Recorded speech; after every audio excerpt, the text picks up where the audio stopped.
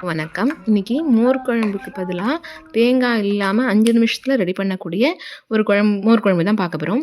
இதுக்கு வந்து புளிப்பு கொஞ்சமா இருக்கக்கூடிய ஒரு தயிர் எடுத்து நல்லா கரைச்சுக்கணும். அதோட மஞ்சள் பொடி, 1 ஸ்பூன் கடலை மாவு அல்லது அரிசி மாவு சேர்த்து நல்லா மிக்ஸ் பண்ணிக்கணும். விஸ்க வச்சு ஒரு இலுமிச்சட்டியில 2 ஸ்பூன் தேங்காய் எண்ணெய் விட்டுண்டு அதில் 1 ஸ்பூன் கடுகு, 1 ஸ்பூன் கடலைப்பருப்பு, 1 ஸ்பூன் வெந்தயம் இதெல்லாம் போட்டு தாளித்து ரெடி பண்ணிக்கணும். கொஞ்சம் கருவேப்பிலையும் பிச்சு போட்டுக்கணும். 2 மிளகா வத்தலை தாளிக்கணும். நான் வந்து முதல்ல மறந்து போயிட்டேன், அதனால் அது அப்புறம் கரண்டியில் தாளித்து கொட்டியிருக்கேன். இது நல்லா தாளித்து ரெடி ஆன உடனே கரைச்சி வச்ச மோர் அதில் விட்டு ஒரு சிம்லேயே வச்சு கொதிக்க வைக்கணும். அது வந்து நுரைச்சின்னு வரத்துக்கு முன்னாடி இறக்கி விடணும். இப்படி பண்ணின உடனே 5 நிமிஷத்தில் ரெடி ஆகிடும். அப்புறம் கொஞ்சோண்டு இஞ்சியை வந்து தட்டி போட்டுடலாம். சுவையான மோர் குழம்பு ரெடி.